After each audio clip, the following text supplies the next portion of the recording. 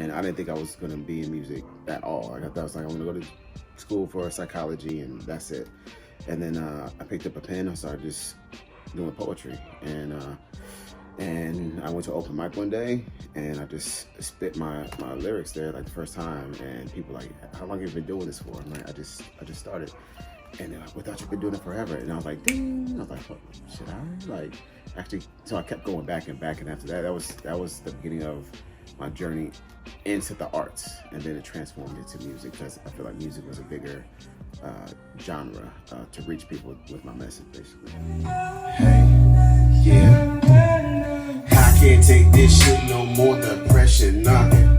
And my dumb ass met him, and he took the place of all my friends. Need to find myself again. What happened to my confidence? Found the path, used to be connecting all my sentences. If you look at it, that's why the recruiters in the high school, like, that's why everything, like, commercials are geared to the young people. Everything's geared to the young people to snag them before they know better. So, of course, they got me when I was really young, and I didn't know anything. I didn't know nothing about the world, and all I knew was I had benefits, and I got to travel. Like, I got to go to Germany, like to all these amazing places, and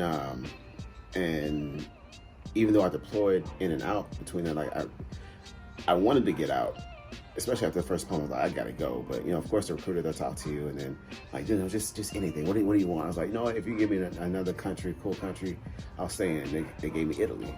I'm like, oh, what? I was like, maybe I'll do another 3 years, but I gotta see Italy. Like, how can you pass that up? But as soon as I got off the airplane, after I just left Germany, went home, visited my family, flew into Italy, got on the bus. As soon as I got on the bus, the lady was like, who's going to 173rd? And I raised my hand. It's like, hey, y'all are deploying next month.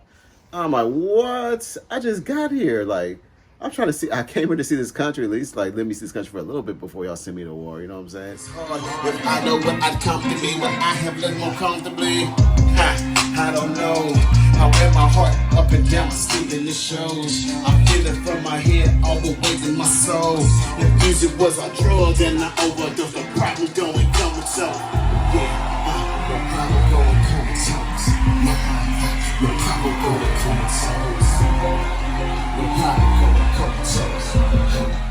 Yeah, and then the same thing. I was about to get out in Italy, and they offered me Japan. I was like, with Hawaii connections, I'm like, I gotta take it. I'm sorry, I gotta take it. I got there midway through the Japan the station. They called me and like, hey, you've been overseas for too long. You can't go to Hawaii. I'm like, well, that's one of the reasons why I chose this, because yes, I used to go to Hawaii after Japan. I'm like, well, we got to send you back to the States. I'm like, after that, when they sent me back to the States, that was enough. That was just like, I'm done. I'm getting out. Like, so my mama, I'm sorry for the monster. They just worked. I had to switch out from daylight. Right now, back at the midnight. Right now, go to the next game. Cause you put your ass up in the spec guys. Bet your ass, I'ma do it big. My next line don't cry. I'ma do a jig at the finish line. I'ma take this rig at the finish line. You think you're dealing with severe PTSD. You should continue this therapy work. I'm like, and that was almost a relief, because I'm like, as men, it's kind of hard for us to like even open up and even talk about things. And once I started, I was like, I wasn't even sure of myself.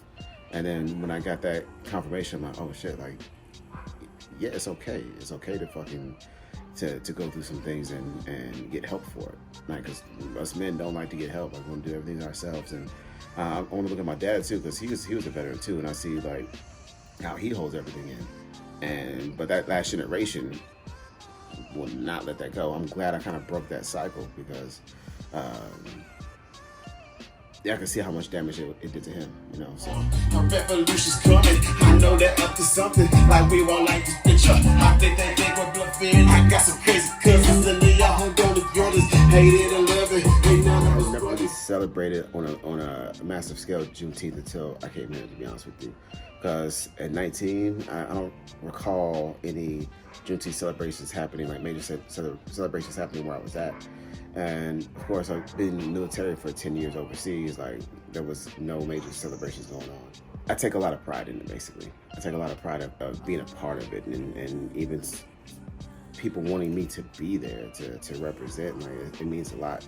So it's just kind of just putting on for myself, my people, and my ancestors. Like, you won, kid. I know you would. Just had to prove them wrong, cause if they understood your weird quirks, the way your mind works, the spoken word of rhyme, verse with happy rocking concerts, praise with the choice. Almost came from people throwing shade on my voice. I get paid from my voice. If you're brave enough to look at open page to read my book, if my skins got you shook, an open heart is all it took. Yeah, ain't a catch you hook, took your queen, took you up. A bitch you couldn't save you, put your nice and close stable. Got my horns, got my halo, where the boat got them tailor made. They told me no, I made a way better than what they can say. I know myself, I know it's best. I'm down to work. Google cut and pay me for the time I spent on Google search.